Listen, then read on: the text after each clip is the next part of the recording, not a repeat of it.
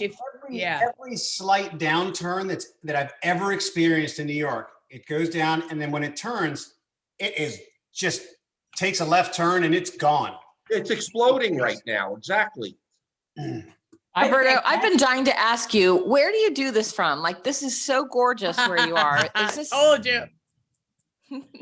That's his palace. That's his palace in Manhattan that he has. He gets a palace that I have is all due to my wife, who is extraordinary. So, happy wife, happy life. Roberto, that is beautiful. Where do you live in the city? 75th Street in Columbus. Oh, 75th Street is the prettiest block on the Upper West Side. There are better ones. No, not really. There's incredible. Not. The townhouses on 75th Street are the most beautiful on the Upper West Side. Okay, now that we've gotten Roberto's apartment out of the way, I think now that's the beginning of the show, as it is most weeks. John, your basement looks good too. We've already heard Richard Ferrari say it's a miracle and a half, and we've heard Roberto say explosive. So what a better way to start the show. This week, our 22nd episode, I am just so tickled to have these two guests on at the same time. Matt Leone, who I've known for quite some time as the Chief Marketing Officer, and the guy on my speed dial who I call every time I need anything whatsoever. And Bess Freedman, one of the most innovative and powerful women in real estate. I think Matthew says you're in 7th place, but you're climbing the ladder. She's on my speed dial, and I call her anytime I need anything. Thanks, Roberto. Thank you so much. So I'm so tickled to have the 7th most powerful woman in real estate on the show today. Maybe we can get number 6 next week, Roberto, right? Yeah. Jesus. Thanks, guys. Thanks so much. I am so excited because I think I've been thinking about this show, this conversation, probably for a year, because I've wondered, I guess, ever since I joined Halstead, why don't we get together? And so I was so happy when we got together and became such a force in the New York real estate market. So I guess that's my first question is, can you both talk to us about what it means to be the #1 privately held agency in the New York market? Matt, do you want, I'm trying to be polite. You want to go Well, first? I know, Bess, you can start us off. I'll finish it. I think that it's, we're really fortunate to be privately owned and to be the biggest, but we still kind of have the heart of a small mom and pop company. Rich would tell you that, even though he disappeared, but we have a lot of roadway, which I think is special to us. We don't have, shareholders that tell us we have to do certain things. We have complete freedom and flexibility to build the company that we believe in. And so that is something unusual in this environment. And it's just fantastic for us. I think we're special. We set ourselves apart from everybody else in that way. And we care about the brand and our agents and what we do. And we're a luxury service real estate company. That's what we do. 100% morning, noon, and night. We don't sell candles. We don't sell sofas. We are a real estate company, doing it at the highest level. And so that's really what it's about every day. And I love it. And I really love working with everybody too. Yeah, Bess says it perfectly always, is in terms of, luxury service. It's not that you're necessarily, defined by your inventory that you represent, but you're defined with the level of service that you get. You go to that 5-star hotel, the difference in service that you would get with that hotel versus every other hotel. It's the same with working with a Brown Harris Stevens agent, is that we have high standards. A lot of people say you graduate into Brown Harris Stevens. I think there is great truth to that statement. And it's because they know how to handle deals. They know how to handle clients. They know how to handle those relationships. And that's what we do. We try and foster them, grow them, build them, and know that the size of this firm is there's a very deliberate reason why we are the size that we are. And you're big enough to compete against the big box franchises and national brands. You have the reach to compete against them, but you're still small enough to have that boutique feel that you can have Bess, your CEO, and your CMO on a call like this, that you have access to them, that you know their name, that they're attainable. They're not located in another state that you will never see or meet. We have the ability to be bespoke at the same time as compete with a reach with every other firm that's competing against us, regardless of how international or national they are in scope. So what I hear you saying is it's important to get to critical mass, but it's not, the size is not the only thing or even the most important thing. It's not important to be the biggest, it's important to be big enough. And we're big enough. Is that what I hear you saying? Well, I think there's advantages to both. I mean, the problem that you face when you get too big is that you dilute and you become siloed and you operate to survive. And when you're too big, then you lose who you are as a personality and a culture.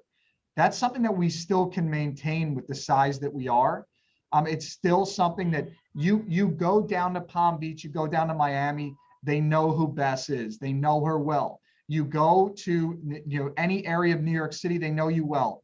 They know the leaders well. There's camaraderie within the director groups. That's something that's important that you maintain when you are not that grand national scope, is that we're large enough where our leadership can lead all markets and not say, I can't handle this one, I'm going to pass that on to someone else. There's one vision, there's one direction, and you all move forward at the same path. It is quite intimate, is what I find. The fact that I can reach out to Bess and to Matt at any point in time, and I feel like someone's kind of just put their hand on my shoulder, and there's an intimacy there which would be completely lost in a much larger organization. In fact, when I first joined the firm, Roberto said, you should call Bess. And I said, I'm not calling Bess. Oh no, you should definitely call Bess. I'm not calling Bess. John, just pick up the phone. And so really, I didn't believe it. And I did eventually, but it took weeks of Roberto poking me in the shoulder to get me to actually, try. Because I thought, oh no, you don't do that. This is a big corporation, 2,300 agents. All 2,300 were calling up Bess every time they had an idea. Where would we be? But that didn't come out of a vacuum either. John is a serious producer. He knows the business. He knows what he's talking about. And I said, you are someone she needs to be aware of. She needs to know you, and sure enough, you know each other very well. And it's like, there's the relationship. So, I mean, look, nobody's bigger than the job. I mean, you can't let the title and whatever it is, like, we're here to do a job, to work with everyone, to learn from you, to get to know you.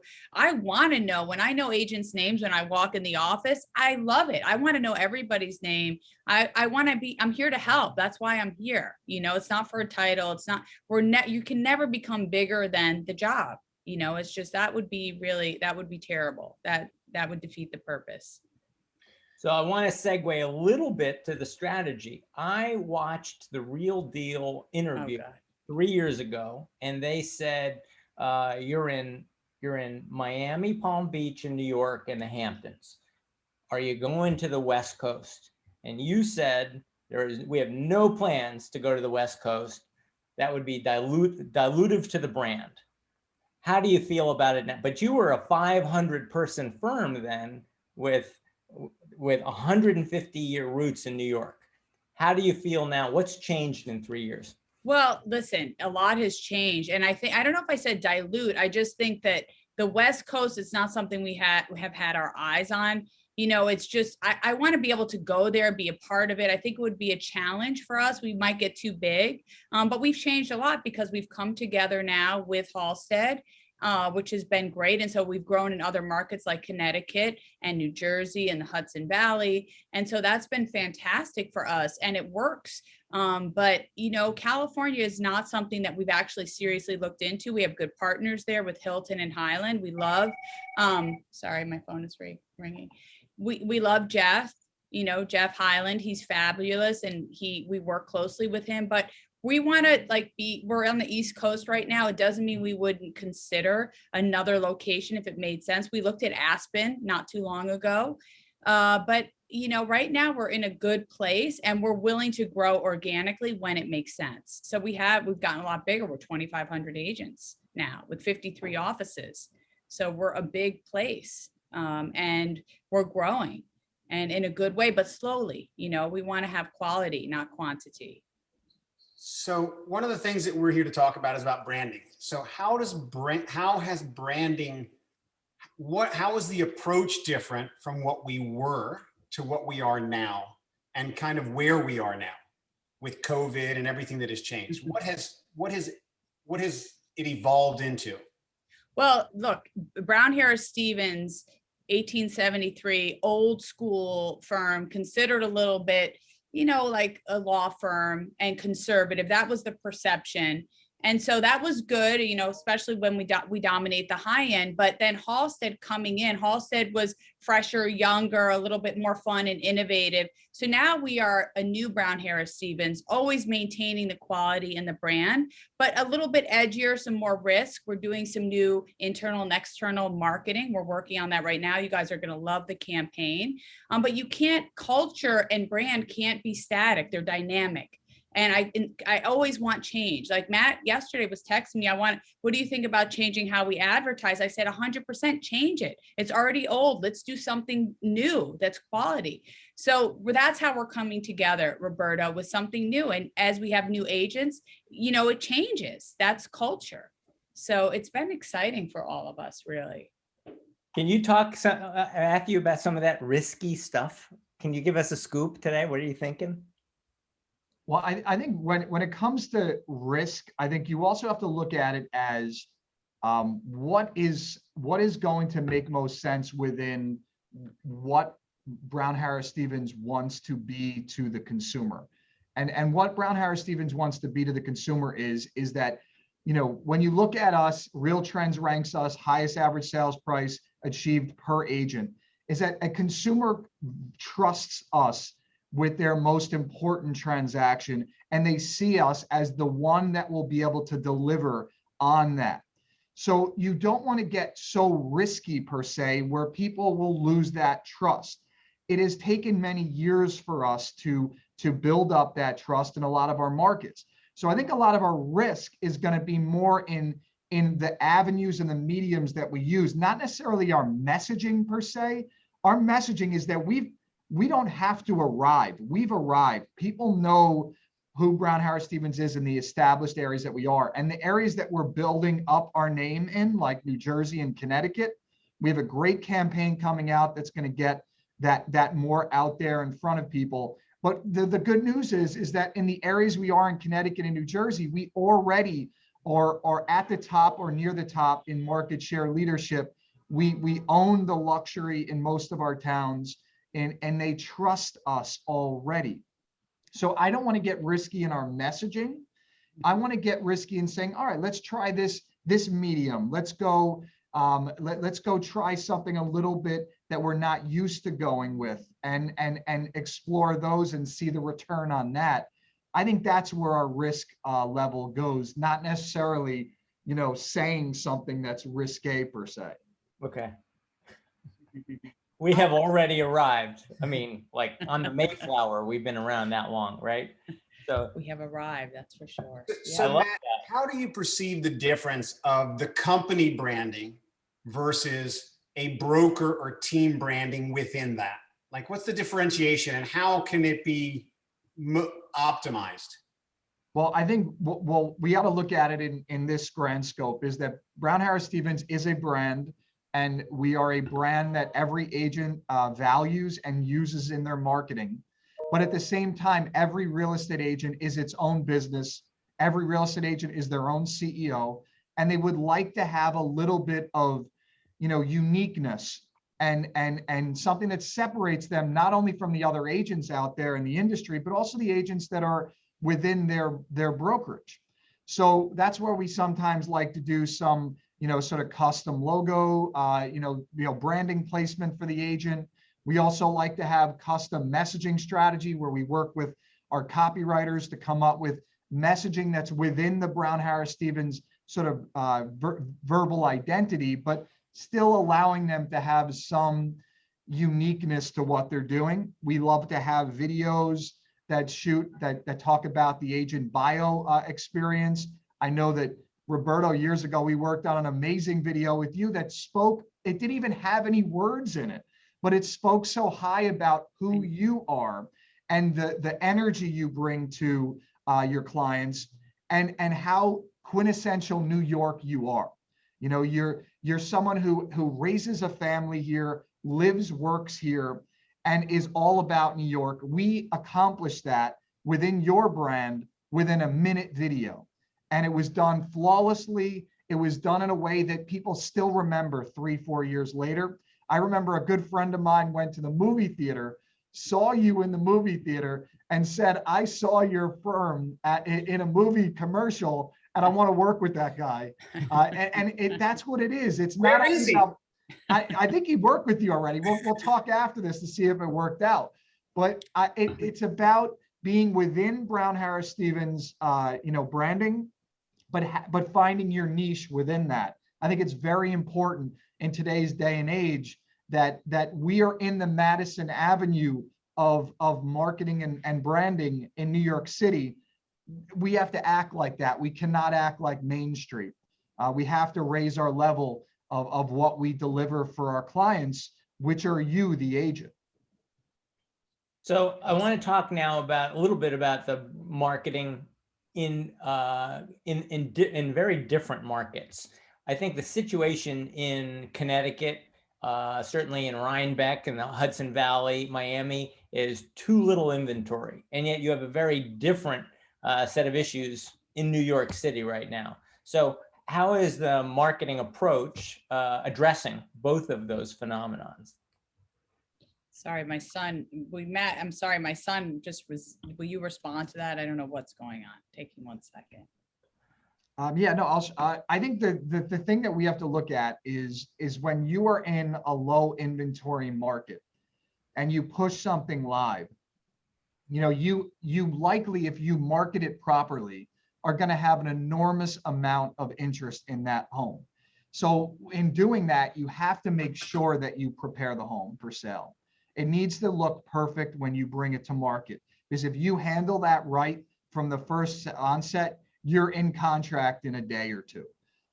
That's the market that we're in right now. But if you don't present well initially, you might be lingering, or you might lose that initial impact. So, declutter, amazing photos. I think a big thing that you have to do in the suburbs is a twilight shot as your primary shot leads to 30% more initial traffic. That's something you need to do immediately as well. Do a 3D walkthrough, because people are buying sight unseen. Do a 3D walkthrough so someone wherever they are could walk through your home in seconds and make an offer, because they know that someone's probably knocking on your door the second it goes live. So they want to even the playing field. So allow a bigger buyer pool by doing the 3D walkthrough, or maybe a video that tells the emotional story of the home. So that's more, I think, the way that you handle marketing in the low inventory markets that we're in right now, in the suburbs and the vacation areas. All right. Can we talk about how branding is, I have this give and take with John all the time. John's all about, these are the facts. All of this stuff is knowable. Why is everybody getting so emotionally involved? And my personal opinion is, at least in New York, people come to New York, they're emotional people.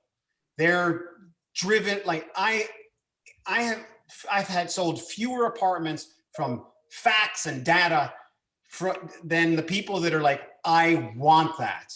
That is what I want. And I think that branding should be, especially when you're doing, and that's why you're doing property videos now. You're not just talking about facts. You're walking through and you're doing something different. You're appealing to their emotion. So tell me that branding it's about triggering that emotion. Because for New Yorkers, everybody's here is emotional. I mean, I can't walk down the street without somebody, hey. But don't you think that the business that we're in, real estate, is an emotional, I mean, I always say that it's an emotional commodity. I mean, think about it. What we do is tied to people's existence. A home is essential, whether you rent or you own. It's not like buying a new car. It's something you must have. And it's not a transaction unless you're an investor. But if you're going to raise kids there, or you're going to, have your first home there, or maybe your parent passes away there, it's a very connected thing that they need. People want to trust someone, and that's what we do. We build that with them. I always say trust is the stacking of small moments over time, and that's what trust is, and that's what we all do. So what we're in the business of is highly emotionally charged every day, all day, unless you're like selling off plan and you're on site, it's a little bit different. But here with what we do, we're dealing with homes for the most part. And so, and New York City is, very, crazy and chaotic, but yes, it's very charged in that way, Roberto. I agree with you. I Very don't much so. say that it's not an emotional purchase. Clearly it is. But once you've decided, I really want that house, I like that house, but what's the right price? It's a little bit harder out in Connecticut than maybe in a apartment building to evaluate what the price is, because in an apartment building, you have many like apartments, you have the whole A line to compare it to. We have less data. There's only 102 houses for sale in New Canaan right now, down about 65% from normal. So there's very few to compare it to. And so I think part of that trust is to talk to an agent who can get you comfortable with the numbers. I mean, once I've fallen in love with it, now I want to know that I'm not overpaying. That's right. You're right, On John. the selling side, I want to know that I'm not giving away my house, this house that I spent my whole life, investing in and building. So I do think that there is a very important component to the brokerage relationship, that you know your stuff and you know your pricing. Oh, 100%. You have to have stuff to back it up. And look, our market is very efficient. If you're priced really low, I assure you're going to have a lot of bids, and you're going to know that. And if you're priced too high and there's crickets, like Roberto, we were talking about before, then you're priced too high. And so the market works in that way. But you need to say, okay, based on these comps, that's why I think it should be priced this way. You can't just say, well, kind of looks like, you have to show them something. I want to know why you think so, not because you need facts, and you also need emotion. You need all of it. They hire Roberto based on his videos, right? Those flashy New Yorkie videos. But me, they want me to do my homework, and that's very important. John, I do tremendous homework. I always say, look, here's the data, here's what it's worth, but you have 3 other people who want it, and this might be where you have to be in order to get it. Do you want it? It's that type of. So how important, Roberto or Matt, do you think that it is changing dynamic, that the importance of picking the broker and versus picking the firm? And it really gets to the heart of the whole hour's conversation about the brand. Oh, I like this broker and I think he knows his stuff, but I don't think he's supported by a world-class agency. How important is that? Is that coming up? Is that why we're winning business? Is it why some agents lose business? Because of the support of a world-class, the perception that you have a big enough platform behind you. Well, I think if you look at what this industry is, Hall Wilkie always says it, that this is a relationship business. And relationships are driven through interpersonal communication and connection. So it's the agent that connects with the client. It starts there. It's very rare that someone is going to say, I'm only going with the agent because of the brokerage that they're associating, hanging their license with. But it doesn't hurt. Because if it's apples and apples and it's not apples and oranges, and it's going down to what that brokerage is going to provide in terms of service that's backing up that agent that they've connected with, yeah, then the brokerage does matter. But let's call it what it is. This industry is not a technology industry. It is a relationship industry that you want that person who's going to work on your behalf tirelessly to get you the best price or the best home at the best price, so that you can raise your family or live your next stage of your life. There's nothing more important, and we've seen this in the last year, than the home that you live in. It changes the way you think, your stress level. It's everything to you, and this person is going to be able to deliver that for you. So it's about the person. It's not so much about the brokerage. I think it's good to, if you have, I mean, ideally, you want to have you need a brokerage that's solid and you trust and has a good name, but it is always about the person. And typically, buyers and sellers are going to follow their agent wherever they go. It's always, that's who they built the trust with, so that's, it's very fundamental. Pedigree. Right. Go ahead. Pedigree. And it's a Experience. partnership at the end. I mean, the agent partners with the brokerage, and we have to hold up our end of the deal, and the agent has to hold up theirs. So whatever they bring to the table, we are supporting every step as their partner to get to the finish line. So, that's where the balance takes place, where, the brokerage is important because they're going to have to deliver a lot as a full service broker. They're going to have to deliver a full suite of services, and one agent's not going to be able to do that. They're going to need the technology. They're going to need the PR. They're going to need the marketing. They're going to need the sales director. They're going to need research and the analytics. All of that is part of the brokerage. All right, I came up with a game. I want to try it on you guys. Word association game. We've never done this before, but I think it could work. I'm going to say a word, and I want to hear from Bess the first thing that comes to her mind. Or you can play too, Matt. Either way, okay? So the first word, and it could be anything. Right. All right. First word, Florida. Palm Beach. Don't know Pied why. a terre. Gone. Sorry. We got the pied a terre tax. Sorry. Today I sent out an announcement that it was out of the bill, and it was because of all the agents' work and writing, to their local lawmakers. So I'm super happy. Fantastic. Huge. That's So huge. gone, done. babe. Breaking news. I love Wow. that. I Burroughs did not first. know that. You heard it here first. Yes. All right. Co-op. Co-op. Challenging. Brooklyn. Hot. Hot. I like that. Hot. Hot. Very hot. New York Yankees. I hope they win. I don't know a lot about I know Aaron Judge. That's the only thing I know about the Yankees. And Mickey Mantle. I mean, what else is there to know about the Yankees? The Mick, right?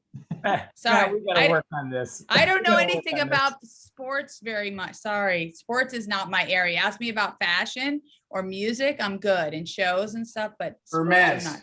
Matt just explained to me That's that it. we just placed 4 Yankees into their new homes. So we might want to work on that. And Mickey does not play with the team anymore. Oh, I kind of knew that. He passed away, the Mick. What Lou about- Gehrig too. Sorry, What go ahead. about Hermes? Expensive. Interest rates. Low. The mayor's race. Interesting. That's it? That's you want me to, I hope everybody's paying attention. We have a lot of great candidates that are running, and I hope people pay attention. We've been getting very involved. I But love what you're doing. yeah, we have more. We got Ray McGuire coming. That's fantastic. We have more. I want everybody to know who's running, so then you can make an educated choice about, your next mayor. We need incredible leadership to bring us into the future. We need a powerful mayor, controller. We need to make sure that we get involved. We really have to get involved. Do we have any additional information on the city council seats and who those people will be? Yes, in fact, you should, with Rebney, they're giving us we're doing a lot of also Zooms with all of those people, because that, remember, the city council seats, that determines the budget. So we have to make sure we get people that are going to help us and be pro New York. We do not want to demonize the wealthy. We do want them to pay taxes, but we don't want to demonize people for that. So we're trying to get a moderate platform. Moderate is always good. Yep. John? Central Park West. Fancy. Very fancy. And Bono lives there. I love Bono. Right there. Sorry. Bono lives at the San Remo. I love him. Yes. I can see his window when the light's on. I was like, oh, he's here. Yes. Well, I Bono. saw him. He was out on that. He has beautiful outdoor like terrace. And when there was another Demi Moore apartment was for sale and I was touring it, he was out there at the same time when we were all out there. But yeah, he's pretty fantastic. I like him. New development. Getting busier. It's picking up, new dev. All right. The High Line. Really special.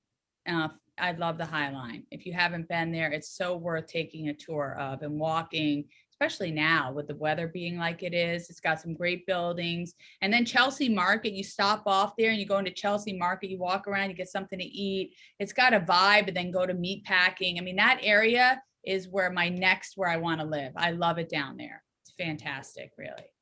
That's more than one word. Sorry. No, Maybe that's you want, good. That's good. Matt, maybe you want to play. I don't know. I feel like I'm taking over. All right, we got two more. Innovation. Okay. Innovation. Apple. Apple. Think of Apple. Yeah, whenever I think of innovation, I mean, I think that Apple to me is like one of those companies that I really admire. They're willing, you know, how they got everything together, their products, everything. It's so simple. It's very simple, and it's just quality, and everybody, it's just, I'm always impressed with what they do. And now they're getting involved with some sort of virtual reality, the camera, like they're investing in like all these different things. It's really, Tim Cook is really done a good job taking over, I think. See, this is great to know who you admire helps us understand you and this brand. So I love it. And only because you said it before we got on the call, St. Bart's. St. Bart's. Oh, it's my dream. It's my favorite place to be. If I, you know, it's very, you know, it's expensive. It's not easy, but boy, is it a beautiful place with really lovely people and great food. And it's a little jumper plane that I don't like from St. Martin to St. Bart's. It requires half a Xanax. But other than that, it's a great trip if you can do it, but it's expensive. But yeah. Well, Central Park West was fancy, but you didn't. It's fancy. So Yes. Well, excited about Central Park West, like Central the Park highlight. West. Yeah, there's, you know, for all of the people that are on here who don't know New York and haven't been on the High Line, it's so worth taking a look.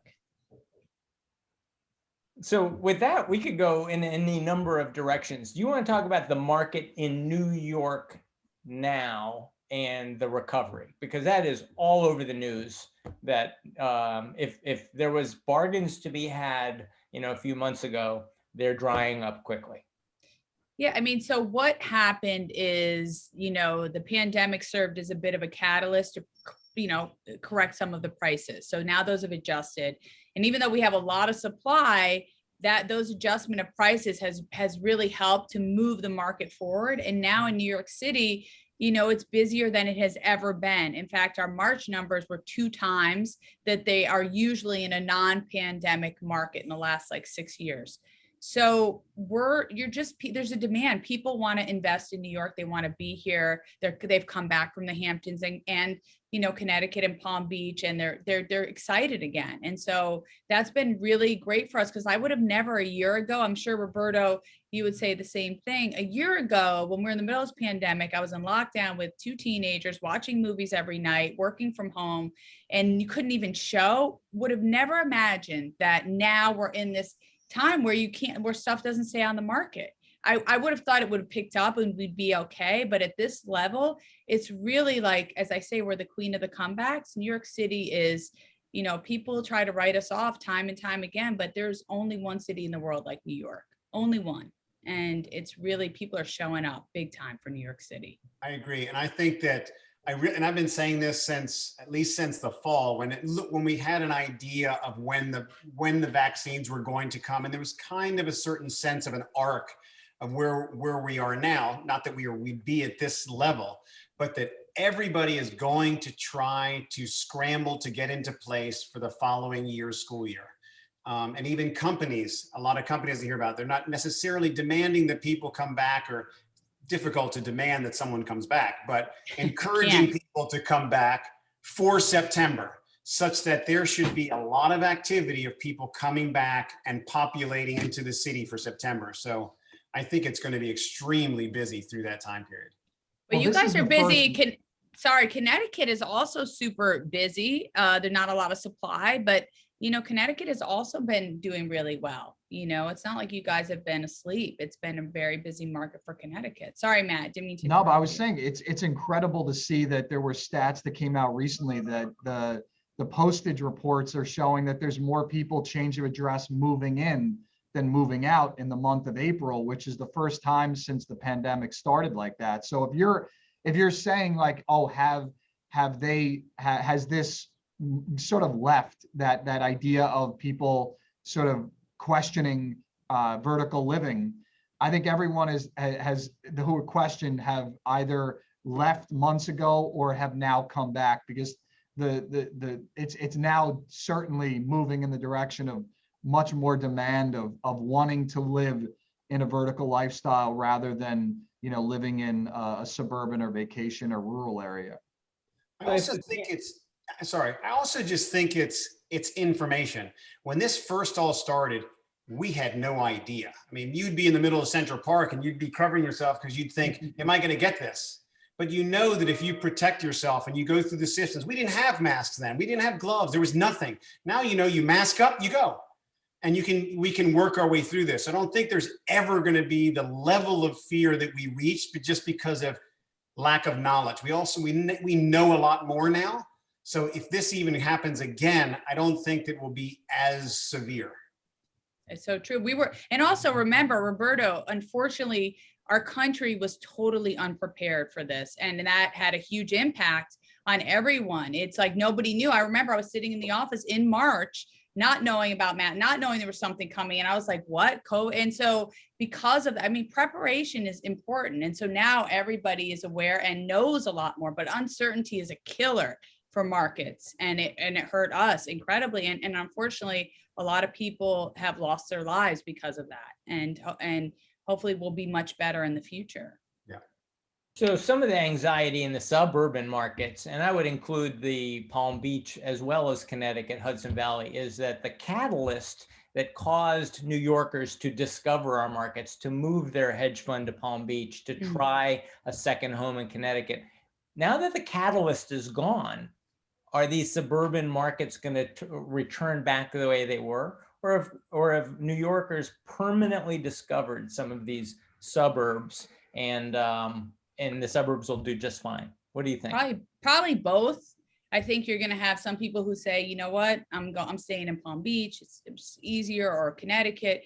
And then some people are saying, now I'm coming back. You're going to have a mixed bag of that, because I know a lot of my friends were, for example, in different parts of Connecticut or in the Hamptons and different places, and they've returned. They missed the excitement. I remember one friend said, how much tennis and how much can I play? I miss the streets. I miss the vibe. I need to get back to New York. And I think there are going to be people that love that. And there are other people who are like, okay, I'm sticking with the suburbs. But it's a mixture, but we're going to get new people here as well. So I think you're going to be good in the burbs and good in the city. I think a lot of things you're also seeing is first-time home buyers are just absolutely going crazy right now in these markets. Maybe the last 10 years, there wasn't an enormous amount of first-time home buyers. There's a lot now.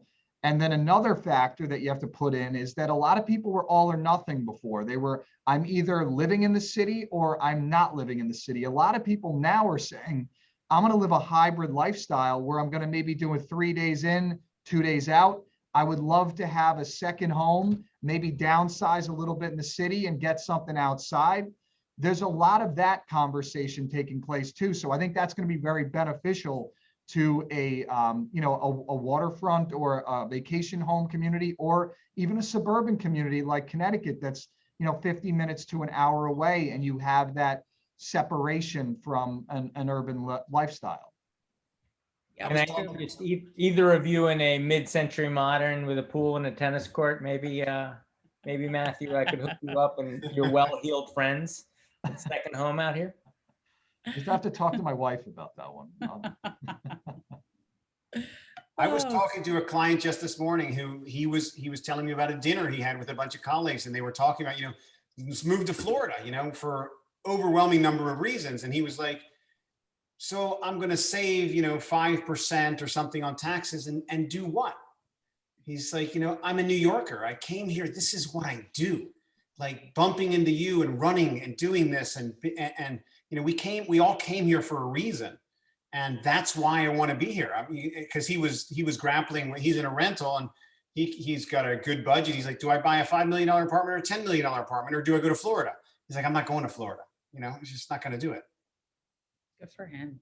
I mean, everybody's different, but it depends on what inspires you. I mean, look, our experiences are everything. And so it depends on where you want to be and what you want to be doing and what matters to you. And everybody, it's also different for every person. And that's what, you guys all plug into and work with these people the best at. You get that.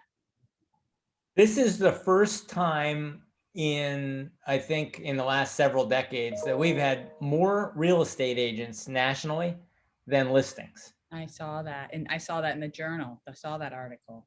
So how is the business changing with all these would-be agents joining the business? How do we maintain quality? What does it mean to be a Brown Harris agent? When we have more agents than listings out there. Well, look, BHS has always been more of a graduate school for agents. I mean, there's been plenty of times that agents have called us, and although, they're not ready yet. And so we would send them to different firms because we are a place where people usually come for the rest of their careers.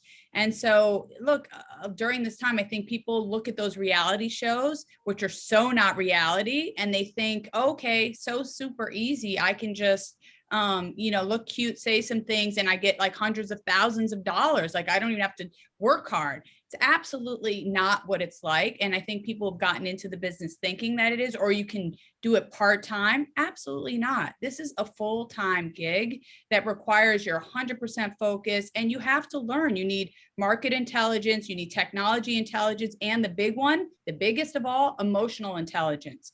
Without that, you're not going to be great at what you do. And so there can be lots of agents, we'll see what happens. I don't know how successful. I think the average agent makes less than $50,000 a year.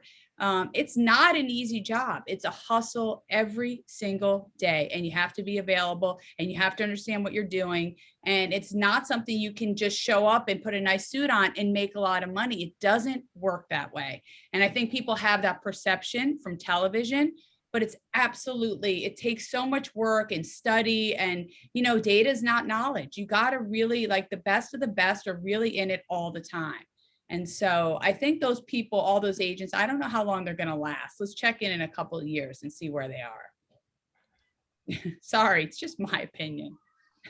I love that answer because I watch Selling Sunset and I think, Oh God, I love that what? show. What am I doing wrong? I love Never that heard of show. I watched that with my daughter who's 18, and she was like, Mom, is that really? And I'm like, no. I mean, those girls, and then the two little guys who like run the firm, it's like everybody's like, they must have full makeup and stylists before. I mean, most of us are running around with kids and trying to do stuff. Nobody has time to do all that. We're busy. I mean, that's all show. That is all show. That is not reality at all, but it is entertaining. We asked your top agent in the Miami office, Mhm. and we asked the agent in LA who just sold the $100 million Playboy mansion. We said, is that what it's really like in the Miami and LA markets? Is everybody rich, beautiful, and driving a fast car? And they both said, everybody is rich and beautiful, and they're Ubering everywhere. Okay, well, 2 out of 3, right? 2 out of They 3. said, come on down. So, That's the difference with New York, because you can be standing next to a billionaire and a homeless person, and it all mixes in and nobody bothers you. And it's a different, like, everybody integrates here. It's like, it is the melting pot, the ultimate. And there's melting pot. something good to be saying about, you said that stat about more agents than listings. What I do like about it is that, you know, there will be that sort of, you know, the strongest survive moment over the course of the next couple of years. But the intrigue of being a real estate agent, the sex appeal of being a real estate agent because of these shows on Bravo and such, has drawn more of a younger population to this industry. And that's a good thing, because at the end of the day, there is going to need to be more advancement of how we do business in real estate. Honestly, you look at real estate 10, 15 years ago, it was a backward industry that needed some infusion of ideas and some technology to it. And that has happened because of the infusion of more younger talent in this industry. The good news is that only the good younger talent will survive over the next couple of years, and you'll have better agents. You know, this works itself out. When you only get paid when you do deals, only the strong ones stay in the industry. I mean, it's easy that stuff works itself out. That's great. So we're going to have a lot of good talent over the course of the next couple of years, figure things out and make this their career. And I think that's good and healthy for this industry. And also, you know what? The one thing is that you always have to focus on the client's needs. If you ever it's like Warren Buffett always said, you focus on the playing field, not the scoreboard. And you just put your heart into that, you get in the zone and you focus on those things. Because if you're thinking about the money and I got to pay that's a loser setup. You have to really focus on the client and what you're doing, and all the fruits will come because of that, in my opinion. But every once in a while, you do have to look at the scoreboard just to say, how am I doing? Oh, that's okay. You can check, but that shouldn't be what you're always doing. I know agents who only do that, and it's always like, they're always in the struggle. No, and that's not good. It's like playing the Masters and you don't look at the scoreboard till you're like at about 16. And then you're like, this is what I got to do to finish, you know? Another sports thing. Thanks, Roberto. You're really killing me. Perfect timing. That was a nice plug, Roberto, for the Masters. I mean, of the Masters. It's coming up. Seems to me when my mother just started in this business back in the 80s, there was a tendency to say, what is the company doing to promote, you know, in the newspapers and to get the word out there? But I want to talk about the world-class tools that Matthew and his team have put together for these agents. Can you talk to me about what agents are doing to get the word out there and how they're making use of the technology, how they're making use of the tools, how they're not, where are the opportunities? Can you talk about the tools, the marketing tools that, you know, because it seems to me the conversation has shifted, that while there's still a little bit of us agents saying, hey, company, what are you doing for me lately? The company can now point to the agents and say, we've given you all the tools to do for yourselves. Are you making use of them? And are you referencing how to market listings or how to get listings and market yourself? Either way, to get the word out there, right? I just sent out a bunch of emails to let people know that this podcast was going on. And we put out a podcast because those tools are available to us. So I think, John, I always speak with agents about this, and it starts with where 83% of your business comes from. It's your sphere of influence. It's staying top of mind to them, because it's not just the 600 people that you're sending something to, it's who those 600 people know.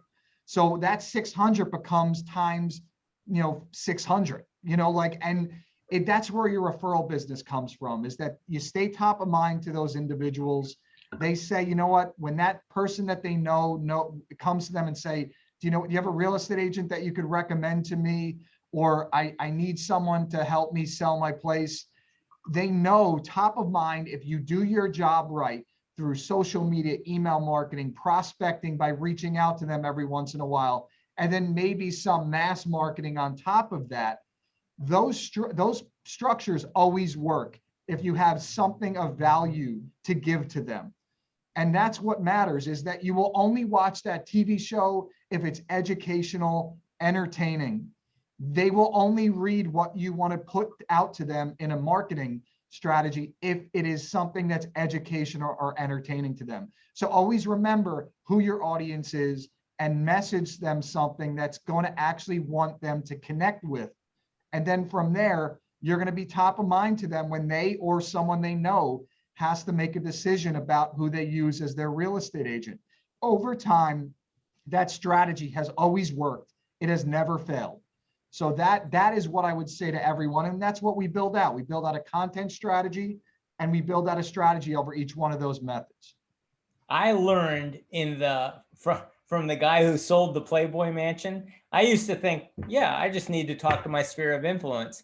He said that he spends most of his time making sure the whole world knows about his last success. He said it's not enough to sell a $10 million property. You got to spend a lot of time making sure everybody knows that you just sold a 10 million or 30 million or 5 million or $1 million property. And I think that we have the tools to do that now, but a lot of us just want to sell houses or just want to sell apartments, and we're not comfortable marketing ourselves and tooting our own horn.